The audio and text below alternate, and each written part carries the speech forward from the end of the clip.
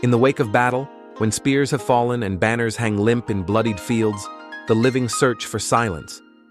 But in ancient China, silence after war was never guaranteed. Instead, the dead often lingered, not as peaceful ancestors, but as tortured spirits, their souls ruptured by violence, unable to find rest. To the ancient Chinese, death was not a clean departure, it was a transformation, and when death came violently, especially en masse, something went terribly wrong. Corpses were not merely tragic remains, they were potential vessels of danger. The slain, if not properly appeased or exorcised, became ghosts. Restless, hungry, and wrathful, they wandered the earth, haunting the places where they fell, afflicting the living with disease, misfortune, and madness. And so, after war, there followed another campaign, one not of weapons, but of ritual. Priests, shamans, and officials would perform solemn rites to cleanse the land, release the dead, and restore the cosmic balance. This was not superstition. It was cosmological necessity. Today, we will explore why the spirits of the battle dead had to be exorcised in ancient China. We shall walk the charred earth of ancient conflicts, study the rites performed to placate the dead, and uncover the philosophical, religious, and political frameworks that rendered the spectral aftermath of war both terrifying and essential to control. In ancient Chinese cosmology, the human being was not a singular, indivisible soul, but a composite of Hun and Po, two spiritual aspects that separated at death. The Hun, associated with the Yang principle, was ethereal, ascending toward the heavens. The Po, linked with Yin, was more corporeal, sinking into the earth with the body. But when death came suddenly, unjustly, or without proper rites, these components failed to reunite or disperse correctly. The result? A ghost, a fractured being unable to transition into the ancestral realm or the spirit world. Such entities, known broadly as gui, were not honored ancestors, but anomalies. They were downtrodden, dangerous, denied the continuity of the ritual order that structured society and the cosmos. The Chinese worldview prized order, cosmic, social, familial. Life flowed through patterns of hierarchy and ritual. Death did too. A good death meant proper burial, mourning, and veneration. A bad death, especially one from war, execution, or drowning, was a rupture. Thus, the battlefield was not only a place of carnage, but of cosmological chaos. It was a wound in the moral order of the world. And wounds festered. From the Shang dynasty onward, warfare was intimately linked with ritual. Shang kings conducted divinations before battles, sacrificing humans and animals to secure victory. But even they feared the aftermath. Oracle bone inscriptions, the earliest known Chinese writing, reveal that the Shang elite consulted ancestral spirits about the dangers of the dead. Some inscriptions ask whether a certain spirit was angry or whether misfortune stemmed from failing to properly appease the ghosts of war. By the Zhou dynasty, the state had inherited a growing anxiety about the spiritual consequences of killing. The Zhouli, Rites of Zhou, and Yili, Book of Etiquette and Rites, describe how soldiers returning from war should undergo purification rituals. Before re-entering the capital or sacred grounds, warriors were ritually cleansed to remove the miasma, the spiritual pollution, of death. The battlefield was treated as a liminal space, a kind of spiritual no-man's land. Like graveyards, it was dangerous not only because of what had happened there, but because of who still lingered. Unburied corpses were especially perilous. The Liji, Book of Rites, warns that those who die unjustly or violently become malevolent spirits, especially if their bodies are not buried. Thus, it was considered a moral duty, even in ancient military codes, to bury the enemy dead. Not out of compassion necessarily, but to prevent hauntings. After battles, Chinese states mobilized more than physicians and engineers. They summoned exorcists, shamans, and ritual specialists to address the spiritual carnage. One of the most common rituals was the Fangxiangxi ceremony.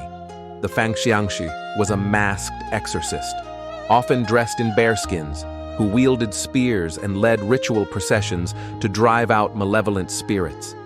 His terrifying appearance was meant to frighten the ghosts and demons back into the netherworld. While the Fangxiangxi is often associated with funerary rites and the New Year, he was also invoked in state rituals following mass death. These exorcists might perform nuo rituals, dramatic theatrical ceremonies involving music, dance, fire, and chanting. The goal was to force the spirits to depart and to sweep clean the battlefield, restoring ritual purity to the land. Other rites involved offerings to the dead, food, wine, and even paper money or clothing, though later traditions elaborated these. The idea was to appease the ghosts, provide them with what they lacked, and encourage them to join the spirit world peacefully. In some cases, entire temples or shrines were erected at sites of major battles, not to celebrate victory, but to honor the dead and contain their spirits. These spirit pacification shrines became common during the Han Dynasty and reflected a growing recognition that unrest among the dead could lead to unrest among the living. Despite the glorification of martial valor in some texts, Chinese moral philosophy, especially Confucianism, was deeply uneasy about killing. Confucius himself, in the Analects, rarely speaks of war in positive terms. Instead, he insists on the importance of ritual, mourning, and respect for the dead. The philosopher Mencius, writing during the Warring States period, was even more explicit. He condemned unjust wars as acts that produced not only political disorder, but spiritual chaos. For Confucians, rulers were supposed to cultivate benevolence, ren, and act as moral exemplars. The unnecessary spilling of blood, especially civilian blood, generated not only earthly consequences, but metaphysical ones. The spirits of the unjustly slain could rise up, haunting nations and dynasties. This belief is evident in the way natural disasters, famines, and plagues were interpreted. Often, such events were seen as signs that the ancestral spirits, or heaven, Tian, were displeased. Sometimes the unrest of the dead, particularly war dead, was blamed. Thus, the exorcism of battlefield spirits was not simply about ghost stories. It was about state legitimacy. A ruler who failed to ritually cleanse the land after war risked being overthrown not just by rebellion, but by heaven itself. Chinese literature is replete with tales of ghost armies and haunted battlefields. In the Zuozhuan, the great chronicle of the spring and autumn period, we find stories of generals encountering omens and apparitions before and after battles. One tale tells of a battlefield where, at night, ghostly soldiers fought endlessly, a warning that proper rites had not been performed. Later, in Han Dynasty records, we find accounts of Yuan Gui, injustice ghosts, who died with grievances and returned to seek revenge. These spirits were often soldiers, victims of betrayal or slaughter. Their hauntings not only terrified the populace, but were seen as indicators of moral decay in the regime. By the time of the Six Dynasties, such beliefs were deeply ingrained.